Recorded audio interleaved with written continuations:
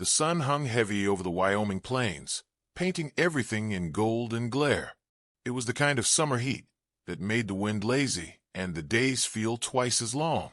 The town of Dry Creek had seen better years, and most folks were too busy fighting dust and drought to pay mind to a lone woman walking down the main street with two boys in tow, and nothing but a threadbare satchel and a look in her eyes that said she'd been through hell and kept walking. Her name was Margaret Whitlow, widow of Elijah Whitlow, a ranch hand who'd broken colts better than most and who'd been laid under a cottonwood tree with a simple wooden cross when a barn roof caved in 2 winters past. Since then, Margaret had tried her best to keep her husband's folks from turning their backs, but kinship don't always mean kindness, and the Whitlows had made it clear, without Elijah, she was just another mouth to feed. They'd let her stay through the spring, let her boys, Tommy and Will, sleep in the hayloft, let her scrub their laundry and fix their meals. But when the cattle started dying and the corn withered before it ripened, old Cyrus Whitlow said enough was enough. No more charity, he spat. You and yours got to make your own way. Elijah's gone, and that chapter's closed. So Margaret packed what little she could carry, kissed the dirt goodbye, and started walking. She didn't cry, not where the boys could see. Tommy was 10, quick and wiry, always trying to act older than he was. Will, only 6, still clung to her hand like it was the only thing tethering him to this world. Maybe it was. They didn't know where they was headed. Just away. Dry Creek didn't offer much. Some shops, a livery, a church with a preacher too old to stand through a whole sermon, and a saloon where a man named Jack Callahan tended bar with a limp in his leg and a look that said he'd lost more than he'd found. Margaret stepped into the general store with a few coins dangling in her palm and asked after work. She asked at the livery, the hotel, even the schoolhouse, though there weren't more than a dozen children left come summer. Everywhere, she got the same answer. Sorry, ma'am. Times are hard. That night, they slept behind the church, near the well, where the wind whispered through the fence rails like ghosts settling in for the night. Margaret wrapped the boys in her shawl and leaned against the wall, too tired to pray. Meanwhile, out near the edge of town, a man named Calder Boone was watching the sky turn from gold to violet from the steps of his cabin. He lived alone on a patch of land that used to belong to his daddy, a plot too small for a proper ranch, too dry for cotton, but enough to keep a horse or two, and a garden that hadn't quite given up. Calder wasn't the kind to meddle in other folks' troubles. He'd buried his share of hope when the fever took his wife and unborn daughter 4 summers ago. Since then, he kept to himself, worked the land, traded hides when he had and drank only when the nights got too quiet. But he'd seen that woman, saw her trudging into town with them boys, and that look in her eyes like she'd fought off the whole world and was still waiting for the next blow. Something in that struck him deep. The next morning, he rode into town for feed and salt, passed the church and saw the boys playing, with sticks like swords while she swept dust from the steps with a broken broom. Calder slowed his horse. You looking for work? He asked. Margaret straightened, dust on her cheeks and sweat darkening the collar of her dress. Aye, she said, her voice worn but steady. I'll do near anything. He nodded once. You cook? I do. Got a spare room in the loft. Ain't much, but it's dry. Come sundown, if you ain't found nothing better, follow me home. She stared at him like he'd just thrown her a lifeline. Why? Calder shrugged. Ain't right, letting a woman and 2 boys sleep on the ground. That's all. He rode on without another word, leaving her standing in the dust, wondering if maybe, just maybe, not every soul in Dry Creek had gone cold. Come sundown, the sky turned the color of rusted copper, and the air hung thick with the scent of sagebrush and old heat. Margaret didn't wait for another offer. There wouldn't be one. She gathered her boys, tied her satchel tight, and headed out of Dry Creek the way Calder Boone had gone, her boots kicking up dust that settled in her skirts and her bones. Calder was waiting at the fork where the wagon trail split east, toward the hills.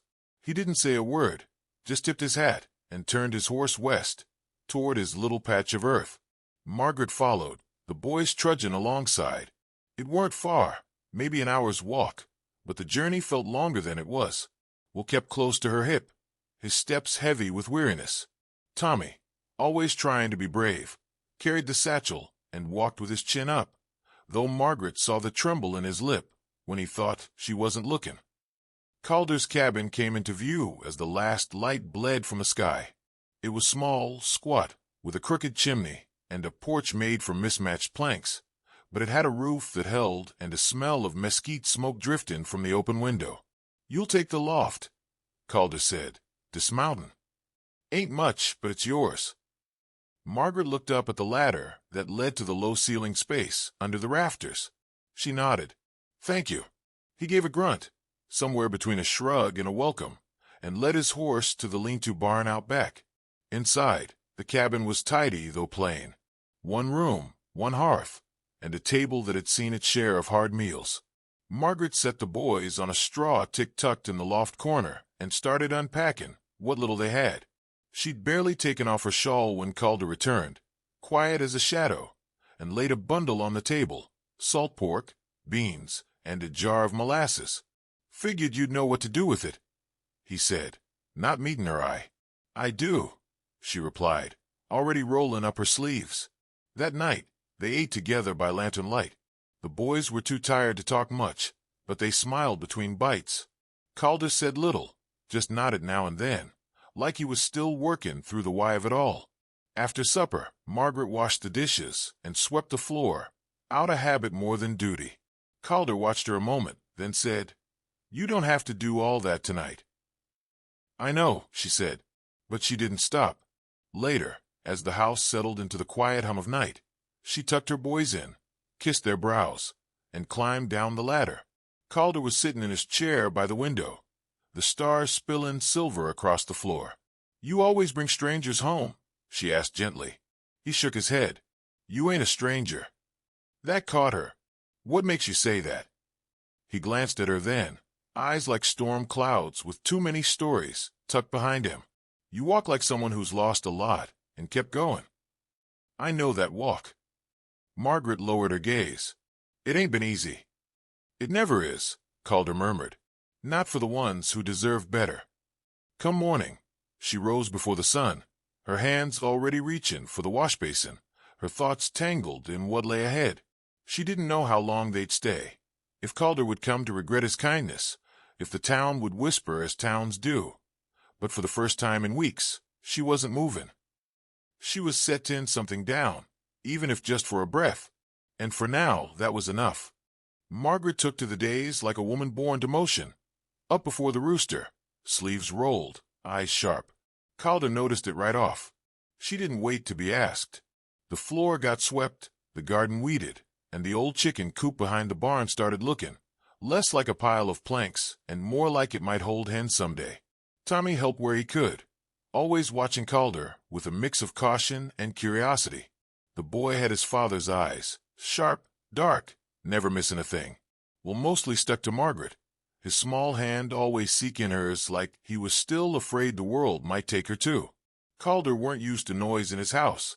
Used to be just the wind, the stove crackling, and the occasional coyote yowling out beyond the fence line. Now, there were little feet on the floorboards and soft voices asking questions like, "Can I feed the horse?" Or, "What's that plant good for?" He didn't mind it, not one bit. One afternoon, while Margaret was hanging wash, Calder was working a fence post out by the south line. It had split during the last storm, and he was too proud to let it sag another day. Margaret came out, hands still red from scrubbing, and without a word, grabbed the other end of the post and held it steady while he hammered. The sun beat down, turning their sweat to dust. When the last nail was in, Calder leaned against the fence and looked at her. "You ever done ranch work before?" She gave him a crooked smile. "I've done what needed doing." "That's enough." He nodded slow. "That it is." For a while, they stood in silence, watching the boys chase each other through the dry grass, their laughter tumbling through the air like wind chimes. "They laugh like they don't know how hard the world can be," Margaret said, her voice soft. Calder squinted toward the sun. "Let 'em laugh as long as they can. It's the only thing the world don't tax." That night, she brought out a pie she'd managed from wild berries and a pinch of sugar. They sat around the table, all four of them, sharing a meal and a quiet that didn't feel like emptiness. It felt like rest. After the boys were asleep in the loft, Margaret stood at the sink, scrubbing the tin plates. Calder was at the table, mending a leather strap. "I ain't used to company," he said. "I can leave," she answered, her hand still. He looked up, sharp. "That ain't what I meant." She turned to face him, a bit of flour still on her cheek. "Then what did you mean?" Calder set the leather down. "I meant, I ain't used to it, but I don't mind it. Not when it's you." The room went still. Outside, the wind rustled the mesquite, but inside, something settled between them. Not romance, not yet. Just an understanding. A space where sorrow could breathe, and maybe, just maybe, something else could grow. A week passed, maybe two. It was hard to tell when the days melted into one another under the steady rhythm of chores and sun. Margaret and the boys made Calder's house feel less like a hollow shell and more like a place a man might call home. She found wild mint near the creek and brewed it for his morning coffee. He carved with a slingshot from a crooked mesquite branch. Tommy helped Calder patch the corral gate, and every day, the silence between them all filled in with small things, a look, a nod, a shared laugh. But nothing peaceful lasts long on the frontier, not when the wind starts shifting. One morning, while Margaret was tending the beans out back, a wagon kicked up dust on the ridge. Calder spotted it from the porch and narrowed his eyes. Wasn't mail day, and no one came up this way without a reason. The wagon rolled slow and wide, drawn by two sorrel mules, and driven by a man in a hat too clean for working and boots too polished for riding. Margaret stood from the garden, eyes squinting. Calder stepped off the porch, his hand resting casual-like on his belt, though his fingers hovered near the loop where a pistol used to hang. The wagon halted at the edge of the yard. The driver, a rail-thin man with a jaw like a hatchet, stood and called out, "You Boone?" "I am." The man pulled a folded paper from his vest. "Name's Whitlow. Work for the Whitlows downriver. Got a message for the widow." Margaret came up beside Calder, her face tight. Whitlow looked her over, with a sneer too slow to hide. "Your late husband's brother says you took off with property that weren't yours." Margaret's voice was steady, but low. "What property?" Whitlow grinned. "The boys." Calder's eyes darkened like a storm coming off the plains. "You best get off my land." Whitlow held up the paper. "This here says she's got no right to him. Whitlow's filed with the county, saying she abandoned him." "I did no such thing," Margaret snapped. Calder stepped forward. "She's with me now. Tell Cyrus Whitlow if he wants a fight, he best bring more than words and a fancy paper." Whitlow squinted, lips curling. "This ain't over, Boone. Not by a long shot." He turned the wagon with a flick of the reins, dust rising behind him like a warning. That night, the cabin sat heavier than usual. The boys were quiet. Margaret stood by the window, arms crossed, staring at nothing. "You all right?" Calder asked from his chair. She nodded, but her voice cracked a little. "I thought I'd finally outrun them. Guess I was wrong." "You ain't alone," he said. "I ain't your problem neither." Calder stood slow. "You listen to me, Margaret Whitlow. You and those boys are more home to me than this land ever was. I didn't ask for it, didn't expect it, but it's the truth." She turned, her eyes shining but fierce. "They'll come back." He nodded. "Let 'em." Outside, the night deepened. Somewhere in the distance, a coyote cried, and in Calder Boone's cabin, two people stood shoulder to shoulder, bracing for the next storm. The sun had barely crested over the hills when Calder was already saddling his gelding, muscles taut beneath his shirt, jaw set like a chiseled edge. Margaret watched him from the porch, arms wrapped around herself, despite the summer heat. "You think he'll come back?" she asked, voice low. Calder glanced up, meeting her eyes. "I'm counting on it." She nodded once. No more words passed between them, just the understanding that lingered in the morning stillness. Down by the creek, Tommy and Will skipped stones, trying not to look like they were listening. But they were. Kids always do. Tommy stood a little straighter now, shadowing Calder, trying to learn what it meant to be a man. Will stuck close to his mama, soft-eyed and quiet, but fierce in his own way. That afternoon, the dust showed up again on the ridge. Not one wagon this time, too. The Whitlows didn't send letters anymore. They sent men.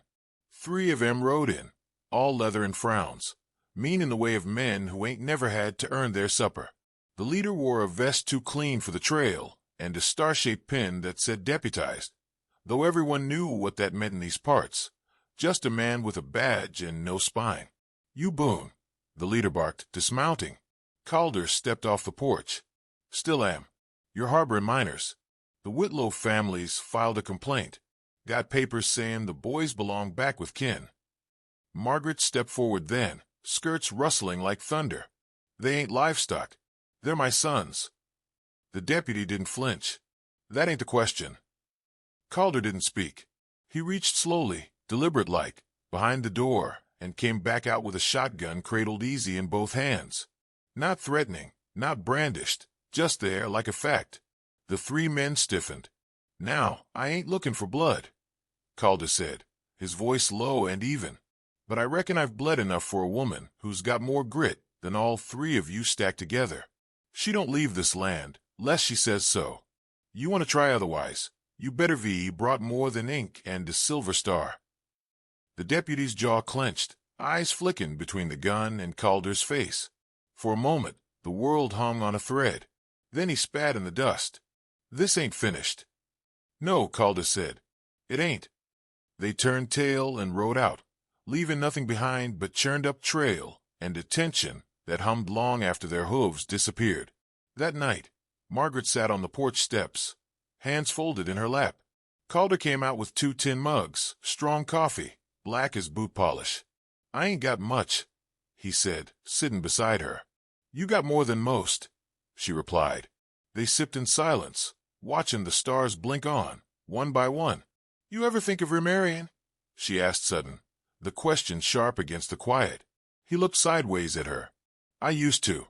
Then I figured no woman'd want a half-broke rancher with too many ghosts." She smiled faintly. "Maybe some women got their own ghosts." Calder nodded, then looked back to the sky. "Wouldn't mind sharing them." The wind blew soft through the mesquite that night, but the cabin stayed warm. Not from the fire, no, from something older, steadier, starting to kindle in the hearts of 2 folks who'd known loss and found each other in spite of it.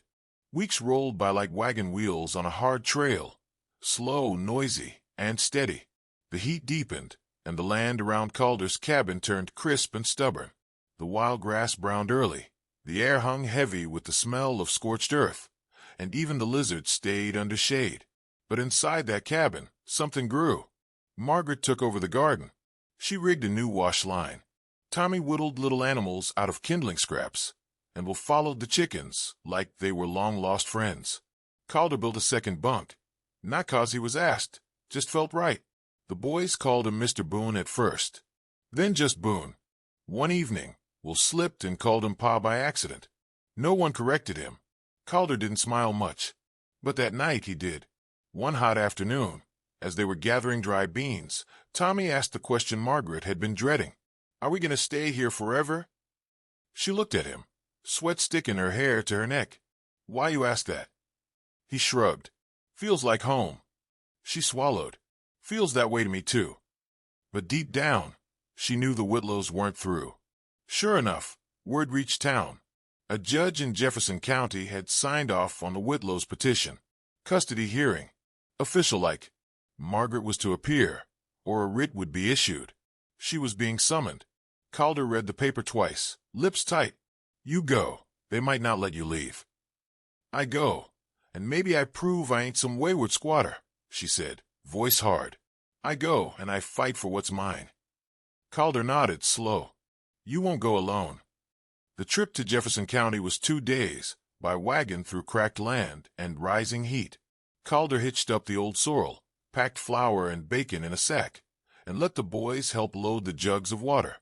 Margaret wore her best, her only, calico dress, mended at the hem and sun-faded but clean. She braided her hair tight and buttoned every button like armor. The morning they left, Dry Creek's folks stood watching. Some nodded, some whispered, but one old shopkeeper, Mrs. Teasby, pressed a biscuit into Will's hand, and said, "Bring your mama home, sweetheart." The road was dry as bone and rough on the wheels. Nights they camped under stars, so bright it made sleep hard.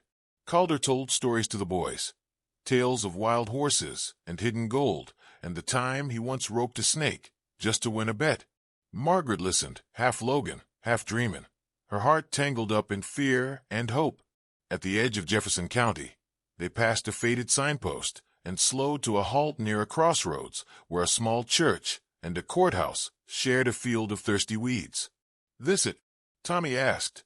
Calder nodded. "This is it." Margaret looked at the sky. "Then let's go prove what's true." Inside the courthouse, the judge looked like he'd rather be fishing, and the Whitlows looked like they'd never known shame. Cyrus Whitlow wore a coat too fine for a farmer and spoke with a slickness that made Margaret's skin crawl. "She left without permission," he told the judge. "Abandoned her station. My brothers can need a real home." Calder rose then. Not loud, not quick, just steady. "She didn't abandon nothing," he said. "She left because you threw her out like bad meat. You want to call it legal? Fine, but don't you dare call it right." The room stilled. The judge leaned forward. "And who might you be?" "I'm the man who found him in the dirt and gave him a roof. I'm the man them boys call Pa. And I reckon that counts more than paper." Margaret stood, her voice clear as spring water. "I'm their mother. I fed 'em with nothing. I walked 'em out of grief. And I won't let the law hand 'em over like cattle." The judge sat back. No one breathed. Then he reached for his pen. "I'll need a night to think." Outside, the sun was set tin, gold spilling over the land like a promise. Calder touched Margaret's arm. "No matter what he writes tomorrow, I ain't letting go." She looked at him, her voice a whisper, but strong. "Neither am I." Dawn cracked slow and mean over Jefferson County. The courthouse sat quiet, bathed in early gold, as if it didn't yet know the weight it was about to carry. Margaret sat on the steps, her hands folded, her jaw tight. Calder stood beside her, arms crossed, eyes on the horizon. The boys played nearby, though they kept glancing toward their mama, like they could feel the tension hanging in the air. Inside, the judge's chambers were stuffy and dim. Papers rustled. A gavel lay on his desk like a loaded pistol. The Whitlows arrived first, Cyrus dressed like he owned half the state, and looking twice as smug. Behind him, a wiry lawyer with sharp eyes and a voice that dripped with disdain. Margaret entered last, her boys in tow, her shoulders squared. Calder didn't bother Tarkeen, off his hat till he sat down. Even then, he held it like a shield. The judge cleared his throat. "I've read the petition. I've heard the testimony. And I've seen the fire in that woman's eyes." He looked to Cyrus. "You claim you want what's best for your nephews. But from where I sit, you ain't offered them anything but pride and paperwork." He turned to Margaret. "You ain't rich. You ain't settled. But by heaven, you've stood taller than most I've seen in this room." He set the paper down. "Custody remains with their mother.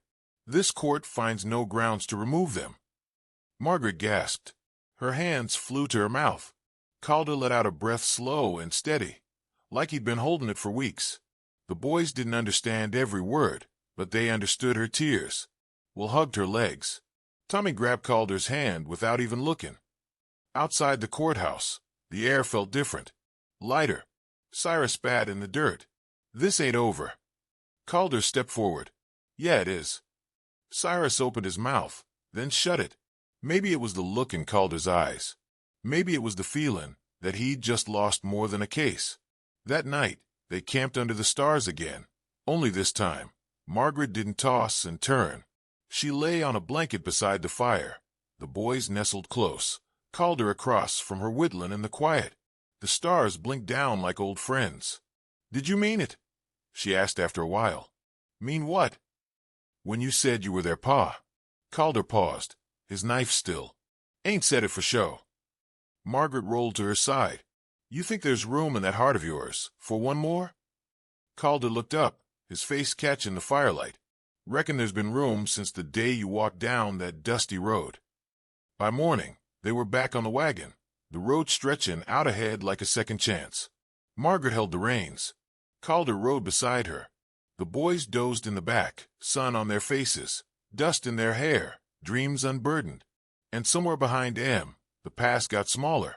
The ride back to Dry Creek was quieter than the journey out, quieter, but not somber. There was a kind of peace in it, like the land itself had taken a deep breath and settled its shoulders. Margaret kept her eyes on the horizon, the reins loose in her hands. She wasn't afraid of what lay behind no more. Calder sat beside her, one hand resting on the saddle horn, his other occasionally brushing hers on the bench between them. He didn't say much, but then, he didn't need to. The boys were different now, too. They laughed louder. They asked questions. Tommy carved a sliver of wood into a crude little figure and handed it to Calder one evening by the fire. "That's you," he said. Calder looked at it, awkward, uneven, but shaped by a boy's hands with care. "Looks like a fine man," he said, ruffling Tommy's hair. "Yeah," Tommy whispered, "he is." Back at the cabin, everything felt more solid, like it was no longer just shelter. It was home. Margaret unpacked what little they'd brought back from Jefferson.